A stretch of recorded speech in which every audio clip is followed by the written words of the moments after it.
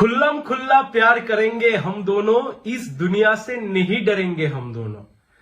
তৃণমূল কংগ্রেসের সমর্থনে, মমতা ব্যানার্জির সমর্থনে, প্রায় ব্রাত্য বসুর সমর্থনে আরএসএস এর ছাত্র সংগঠন এবিভিপি নেমে গেছে। একদিকে বামপন্থীরা, অন্যদিকে এবিভিপি তৃণমূলের সমর্থনে যাদবপুরে মিছিল করছে। একদম কোনো লুকাচুরি নেই, আর কিচ্ছু নেই। কোনো যা হবে পর্দার ওপারে আর কিচ্ছু হবে না, যা হবে এবার পর্দার এপারে হবে। ব্রাত্য বসুর গাড়ি, শিক্ষামন্ত্রীর গাড়ি, যাদবপুরের ক্যাম্পাসের মধ্যে একজন ছাত্রকে পিষে মারতে চাইল।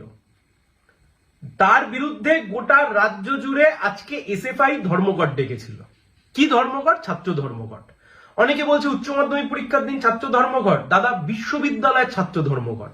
বিশ্ববিদ্যালয়তে উচ্চ মাধ্যমিক পরীক্ষার সিট পড়েন না, তাই আনানি কথাবার্তা বলে নিজেদেরকে হাস্যকর বানিয়ে তুলবেন না।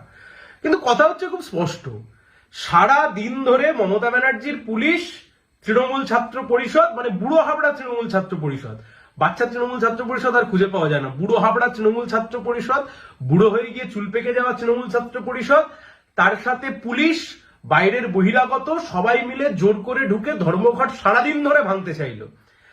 দক্ষিণ 24 পরগনায় সিপিআইএম এর জেলা পার্টি অফিস বাড়াইপুর, সেখানে কিছু লম্পঝম্প করতে গেল তৃণমূল কংগ্রেসের লোকজনেরা, আবার চেঁচিয়ে মেচিয়ে নিজেরাই বাইরে বেরিয়ে চলে আসলো। হাস্যকর। যাই হোক, সারা দিন ধরে তৃণমূল এবং পুলিশ বাহিনী দুজনে মিলে চেষ্টা করলো বামপন্থীদের বিরুদ্ধে লড়বার।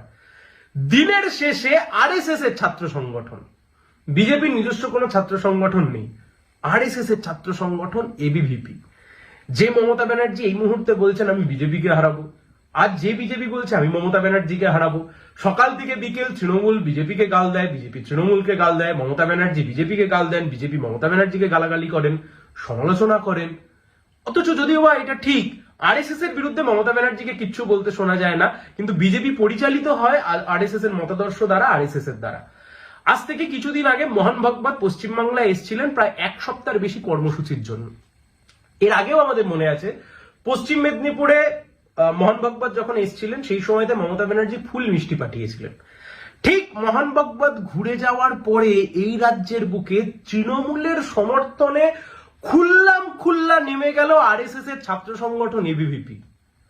আর লুকানো চোরানো সেটিং কিছু আছে, যে সেটিং এর কথা আমরা এতদিন বলছিলাম? আর লুকানো চোরানো সেটিং কিছু আছে দিল্লিওয়ালাদের সাথে রাজ্যের সরকারের? না, লুকালুকি আর কিচ্ছু নেই, একদম খোলাখুলি। স্লোগান শুনুন।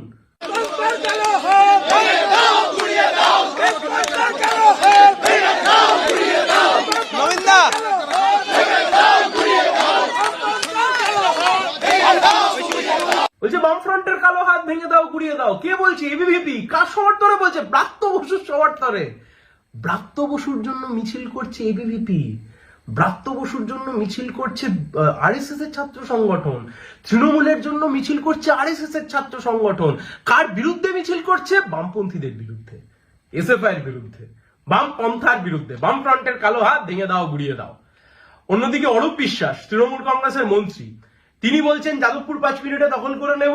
শুভেন্দু বাবুর নেতৃত্বাধীন একদল লোকজনও বলছে যাদবপুর দখল করে নেব, আবার এবিভিপি লাফাতেও বলছে যাদবপুর দখল করে নেব। অর্থাৎ আরএসএস এর, এবিভিপি আর তৃণমূল কংগ্রেসের মুখের ভাষা কার্যত সমান। কমিউনিস্টদেরকে আক্রমণ করবার ক্ষেত্রে, বামপন্থীদেরকে আক্রমণ করবার ক্ষেত্রে রাজ্যের বুকে যে সেটিং এর কথা এতদিন ধরে আমরা বলছিলাম, যে মোদি দিদির গোপন আতাত, দুজনে বোঝাপড়া করে সরকার চালাচ্ছে, এবং মাথার উপরে যার হাত আছে তা হচ্ছে নাগপুরের আরএসএস এর। আজকে দিনের আলোর মতো পরিষ্কার, দিনের আলোর মতো পরিষ্কার। দেখুন, খুব পরিষ্কার কথা, তৃণমূল বনাম এসএফআই। একদিকে ব্রাত্য বসু তৃণমূল, অন্যদিকে এসএফআই, বামপন্থীরা বা বামপন্থী ছাত্র সংগঠন যারা রয়েছে। এখানে এবিভিপি এলোই বা কোথা থেকে? এবিভিপি ঢুকলো ব্রাত্য বসুর সমর্থনে, এবিভিপি ঢুকলো তৃণমূলের সমর্থনে, এবিভিপি ঢুকলো তৃণমূলকে অক্সিজেন পাইয়ে দেওয়ার জন্য, এবিভিপি ঢুকলো মমতা ব্যানার্জিকে সমর্থন পাইয়ে দেওয়ার জন্য। মোহন ভাগবত এসছিলেন, এক সপ্তাহ ধরে ছিলেন। এই নির্দেশই কি দিয়ে গিয়েছেন?